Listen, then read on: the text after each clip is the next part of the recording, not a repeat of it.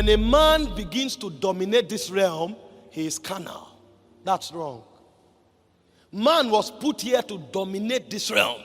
Now, if you listen to spiritual people in recent times, it looks as if the goal of man is to leave this body literally and go and live in the spirit realm.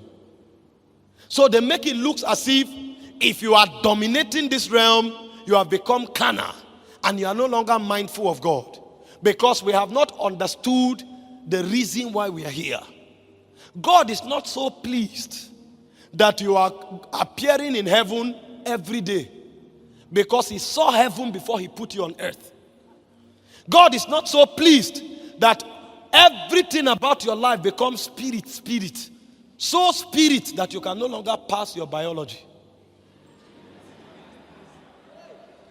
You have become so spirit that you can no longer do business and succeed. So you see a believer, because he's a man of prayer, he has become a creature of poverty. So his life is a visible definition of poverty. If you want to understand what poverty means, don't go and read any book. Just look at him. He's an expression of the essence of poverty. And the more he expresses poverty, the more he thinks he's spiritual. He takes so much pride in the fact that he's so poor that he showcases it. I see a lot of believers, they take so much pride in the fact that for the whole year they were in heaven from January to December. And then I asked a question. God saw the spirit realm before he put you on earth. He could make you like Angel Gabriel, but he decided to clothe you with body. How come this your spirituality has no impact in the visible realm where you dwell? There is a problem. It's a fundamental problem with our understanding. So we need to understand that we were created to dominate this realm. We were created to live in this realm, not in the spirit realm. So the emphasis of my teaching tonight is to bring us to an understanding of how we can tap into the resources of prayer in dominating the visible realm. When you begin to journey in the path of prayer, you are going to realize that there are two basic things that will happen to you. First is that you will begin to traverse the spirit realm. You will begin to walk in the corridors of the spirit realm. You will begin to do a lot of business in the spirit realm. You will become acquainted with the spirit realm. The reason is because man was created to participate and to partner with the divine. So on the corridor of intimacy, there is a dimension of your journey that is spirit world. But beyond that dimension, there is also another dimension of your journey that is earthward. You must dominate this world. So as you grow in your intimacy with God and your interaction in the spirit realm, you must also grow in things that have to do with earthly and terrestrial dominion. So you must consider issues of leadership. You must consider issues of finance. You must consider issues that have to do with social interactions. You must consider issues that have to do with human relationships. Else, your spirituality will be useless.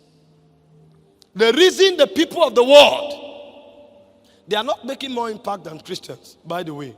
But the reason they are making the level of impact they are making is because we have abandoned the word that God sent us to dominate to them, and we are looking for places in the spirit where it's not our natural habitat. So we grow in the spirit, but our word is subdued.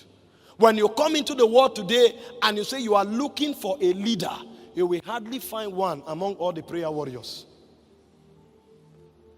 What is the hope of Ghana if everybody sitting here that is cutting across all demographics and different age range? What is the hope of Ghana if we cannot find somebody among you who can become president of this country? How then does the spiritual engagement translate to dominion? I know when I was coming here, everybody was expecting impartation. So that before I begin, the power of God begin to move, and then we enjoy the atmosphere of the Spirit for 3 hours, and then we go.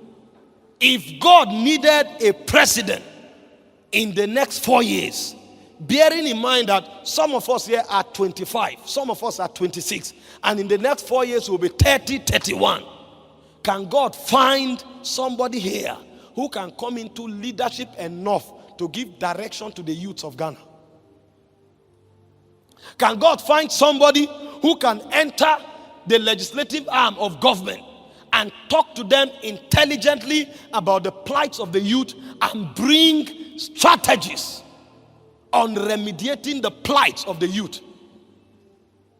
After all the impartations, can God find somebody here who can sit down and design a model, an economic model that can affect the scope of the national market and economy of Ghana, that he can put his grace upon and use to advance the frontiers of the kingdom? Can God come among us here and find an intellectual giant who can produce innovations that the world can bank on tomorrow? Why do you think we are so afraid? I know the idea behind the vaccination is the strategy of the Antichrist to bring control, and we will fight it and refute it with all our might. But I also know the reason we are afraid is because most of the leading firms that are responsible for the production of the Antichrist are agents of the devil. You will hardly find kingdom people that can produce vaccines like that the world can bank on and say, no, I know this one is Jesus. His goal is not to modify the genome of man. His goal is not to turn man to an alien. I know this one still has the fear of God, and he don't want to tamper with the delicate engineering of the frame and the makeup of man. We know most of the people pioneering these things are demonic people. But when are we going to have Christians that understand the intelligence and the strategy of dominating the world by taking authority over every strata of human endeavor? The moment a believer begins to make stride in those areas, he's seen as a carnal person. If a believer goes into politics, we disconnect from him because he has become carnal. He no longer holds stake in the church. We believe his goal is to bring government money and put on the altar, and then we impart him go. We don't care what he does. But all the laws and legislations that come from the government is affecting the church. That's why church can be shut down, because the person who is making the law, first, is not afraid of God, and number two, he doesn't have the interest of the church at heart, and number three, he doesn't believe the church is relevant. The reason you go to the market and you see all kinds of demonic expression is because the people leading the market and determine the forces of the market have no fear of God. So the goal is only about gain. So we need to consider how to deploy prayer. Since it's a prayer conference, it's not a leadership conference, it's not an economic conference, it's not a marriage conference. But we need to learn how to deploy the arsenals of prayer to dominate the visible realm. Today, more than 60% of the young politicians in Ghana are committed to Freemason. So the Orokpo is already trying to hijack the politics of Ghana.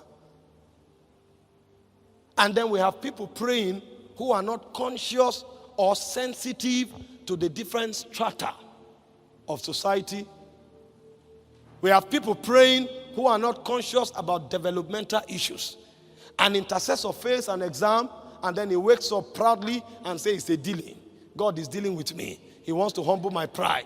There are 1,001 resources by which God can humble your pride with. Not your exam, not your certificate that your future depends on. God doesn't need you to fail exam to address your pride.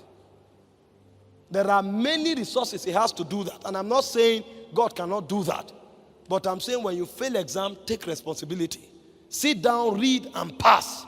Because God needs your brain as well.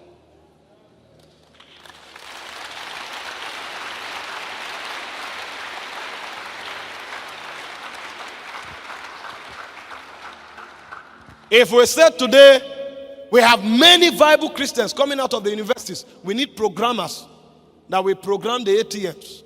You'll be shocked that you hardly find programmers who can program ATM machines for banks.